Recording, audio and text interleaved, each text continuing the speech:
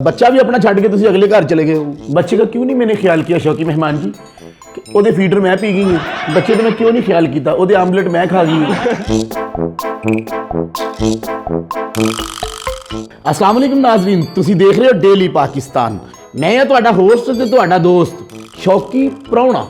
आजकल नाज़रीन एक ड्रामा बड़ा फेमस है जिसका नाम है तेरे पास मैं हूँ, सॉरी नहीं मेरे पास तुम हो।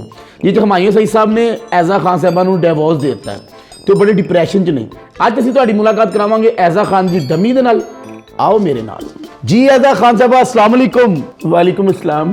अच्छा ऐज़ा खान साहबा तुसीं ये दसो कि किस तरह तुहाडा दिल कीता कि अपना घर छड्ड के ते तुसीं पैसे के चक्कर च दूजे घर चले गए, की होया सी तुहानूं? वो बहुत बुखड़ था, कमीना था, कंगला था।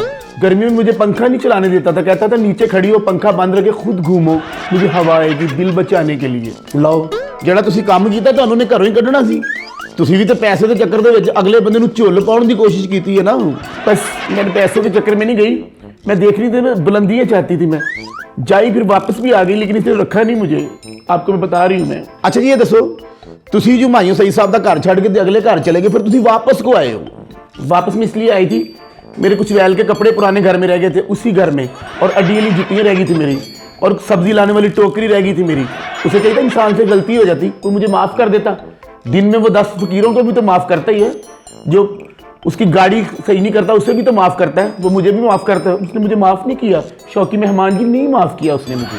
ऐज़ा खान साहबा तुसी तो अपनी औलाद का भी ख्याल नहीं किया, बच्चा भी अपना छड्ड के तुसी अगले घर चले गए हो। बच्चे का क्यों नहीं मैंने ख्याल किया शौकी मेहमान जी, ਉਹਦੇ फीडर मैं पी गई हूँ। बच्चे तो मैं क्यों नहीं ख्याल किया, ਉਹਦੇ आमलेट मैं खा गई हूँ। ਜਾਂ ਸੁੱਤਾ ਹੁੰਦਾ ਸੀ ਮੈਂ ਉਹਦੇ ਮੂੰਹ ਤੋਂ ਰਜ਼ਾਈ ਲਾ ਦੇਣੀ ਸਾਂ। ਬੱਚੇ ਤੋਂ ਮੈਂ ਕਿਉਂ ਨਹੀਂ ਖਿਆਲ ਕੀਤਾ, ਉਹਦੀ ਸਾਈਕਲ ਤੇ ਮੈਂ ਝੂਟੇ ਲੈਂਦੀ ਰਹੀ ਹਾਂ। ਮੈਨੂੰ ਉਹਦੇ ਨਾਲ ਪਿਆਰ ਹੈ, ਉਹਦਾ ਖਿਆਲ ਹੈ ਤੇ ਮੈਨੂੰ ਸਕੂਲ 'ਚ ਮਿਲਣ ਵਾਸਤੇ ਜਾਂਦੀ ਰਹੀ ਹਾਂ। ਅੱਛਾ ਜੀ ਤੁਸੀਂ ਇੰਨੇ ਪਿਆਰ ਔਰ ਮੁਹੱਬਤ ਕਰਨ ਵਾਲਾ ਖਾਮਦ ਛੱਡ ਕੇ ਜਦੋਂ ਤੁਸੀਂ ਅਗਲੇ ਘਰ ਗਏ ਹੋ, ਅਗਲਾ ਬੰਦਾ कैसा ਨਿਕਲਿਆ? ਅਗਲਾ ਬੰਦਾ ਵੀ ਸਿਆਸਤਦਾਨਾਂ ਵਰਗਾ ਹੀ ਨਿਕਲਿਆ, ਵਾਦੇ ਹੋਰ ਤੇ ਗੱਲਾਂ ਹੋਰ, बिल्कुल पक्का कंगला निकलिया। ऐसा खान साहब दसो जो इन्ना प्यार मुहब्बत करने वाला खामद छड्ड के अगले घर गए हो तो तुसी शादी क्यों नहीं की थी? हम शादी करने ही लगे थे शौकी मेहमान जी, अभी शादी होने ही वाली थी, मैंने मेकअप भी सारा करवा लिया था, बिल्कुल मैं तैयार थी, और ऊपर से उसकी बीवी आ गई। उससे देख के तो वो ऐसे निकला जैसे इमरान खान के आने के बाद ये सभी सियासतदान ही पाकिस्तान से निकल रहे हैं, ऐसे निकला। फिर वो निकल गया, वो तो इंज नहीं निकला जिवें मियाँ साहब नहीं निकल गए, वो तो इंज नहीं निकलिया जिवें लोग बैंकों चो कर्जा लैके नहीं निकल जाते, वो तो इंज निकलिया जिवें लोग गड्डी चोरी करके चुप करके कान संज नहीं निकल जाते। शौकी मैं तुम्हें क्या बताऊँ, अब वो बड़ा अजीब सा आदमी था, चिड़चिड़ा सा आदमी था, घुटा घुटा रहता था, डरा डरा रहता था, और चुप चुप रहता था।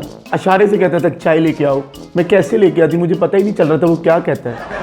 वो चाहता था उसके पास जादू वाली चिड़ी होती, वो मुझे आके कान में कहती और मैं कुछ चीज़ ले आती। वो डरा डरा सा घुटा घुटा सा रहता था, बिल्कुल परेशान और चुप चुप रहता था। वो डरिया को रहिंदा सी, तुहाडे पैर पुठे हो जांदे सन 12 वजे तो बाद, या तुहाडे वाल एकदम तान खलो जांदे सन।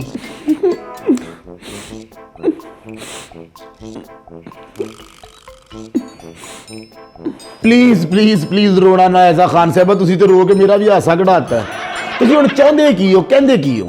मैं बस यही कहना चाहती हूँ शौकी मेहमान जी कि अगर वो मुझे देख रहा है ये डेली पाकिस्तान के चैनल पे, तो प्लीज़ मुझे माफ़ कर दे। अगर मुझे माफ़ नहीं कर सकते तो मेरा हल्का सा ऑफिशियल कर दे। देखो हुमायूं बहन ਤੁਹਾਨੂੰ ਵੀ ਚਾਹੀਦਾ ਮਾफ़ ਕਰਨਾ, ਤੁਹਾਡਾ ਵੀ ਇੱਕ ਰਖਤ ਜਿਹਾ ਚਿਹਰਾ ਹੈ, ਜਿਹੜਾ ਤੁਹਾਡਾ ਕੱਦ ਜਿੰਨੇ ਤੁਸੀਂ ਸਿਹਤਮੰਦ ਹੋ, 12 ਗਜ਼ ਸੀ ਤੁਹਾਡਾ ਸੂਟ ਸੀਤਾ, ਤੇ ਪਲੀਜ਼ ਮਾफ़ ਕਰ ਦਿਓ ऐज़ा खान साहबा ਨੂੰ।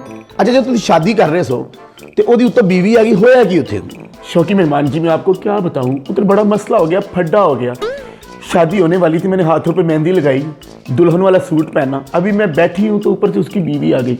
उसने आके पहले तो मेरी पिटाई की, पिटाई के बाद मेरी धुलाई की, उसके बाद उसने मुझे कस्में दी कि तुम इसके साथ शादी नहीं करोगी। उसने बहुत ज़्यादा मेरी बेइज्जती की। तो ज़ाहिरी गल है तुहाडी बेइज्जती करनी सी, और तुहाडे ते आण के करोशिया कर दी, या तुहाडे कमरे जाके पेंट कर दी, या तुहाडा मेकअप कर दी।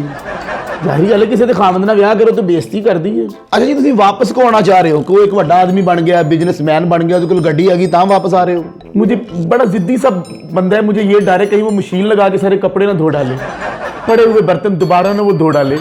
वो बड़ा गुस्से वाला है, और उसका बेटा जो है वो उसकी शादी अपनी टीचर से कर रहा है, हालांकि मैं उससे बहुत ज़्यादा प्यार करती हूँ। ਤੁਹਾਨੂੰ ਉਹਦੇ ਨਾਲ ਬੜਾ ਪਿਆਰ ਹੈ, ਤੇ ਵੈਸੇ ਤੁਹਾਡਾ ਪਿਆਰ ਸਿਆਸਤਦਾਨ ਵਾਲਾ ਨਹੀਂ ਹੈਗਾ, ਜਦੋਂ ਅਗਲਾ ਸੌਲਿਡ ਹੋਇਆ ਤੁਹਾਡਾ ਪਿਆਰ ਜਾਗ ਪਿਆ। ਤੁਹਾਡਾ ਪਿਆਰ ਤੇ ਇੰਜ ਜਾਗ ਪਿਆ ਜਿਵੇਂ ਗਰੀਬਾਂ ਘਰਾਂ 'ਚ ਰਾਤ ਨੂੰ ਬੱਚੇ नहीं जाग ਪੈਂਦੇ, पखा किने बंद किया। बस मुझे उससे प्यार होता है, मैं सोती हूँ मेरे ख्वाब में नहीं वो आता, उसे पता मुझे मारेगी। मैं भी उससे बड़ा प्यार करती हूँ, बहुत ज़्यादा लव करती। प्लीज़ शौकी मेहमान, आप कोई ऐसा काम करो, सिर्फ एक मरतबा मुझे मिल ले बस। ਤੇ ਤੁਸੀਂ ਇਹ ਕੰਮ ਕਰੋ ਨਾ, ਤੁਸੀਂ ਵਲੀਮੇ ਤੇ ਆ ਜਾਓ ਲਿਫਾਫਾ ਲੈ ਕੇ, ਨਾਲੇ ਨਾਲ ਨੂੰ ਮਿਲ ਲੈਣਾ, ਨਾਲੇ ਰੋਟੀ ਵੀ ਖਾ ਲੈਣਾ, ਨਾਲੇ ਇੱਥੇ ਤੇ ਸਾਡਾ ਕੰਮ ਹੀ ਖੇਲ, ਤੂੰ नहीं और सही और नहीं और सही।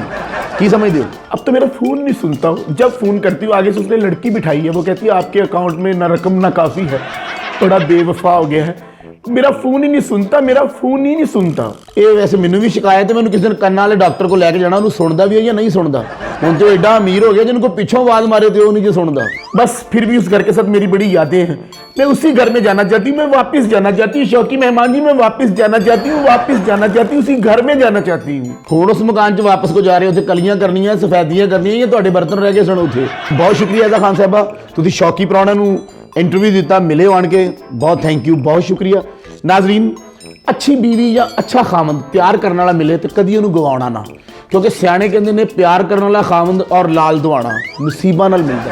ਹੱਸਦੇ ਰਹੋ, ਮੁਸਕਰਾਉਂਦੇ ਰਹੋ, ਸਲਾਮਤ ਰਹੋ ਤੇ ਵੇਖਦੇ ਰਹੋ ਸ਼ੌਕੀ ਪ੍ਰਾਹੁਣਾ।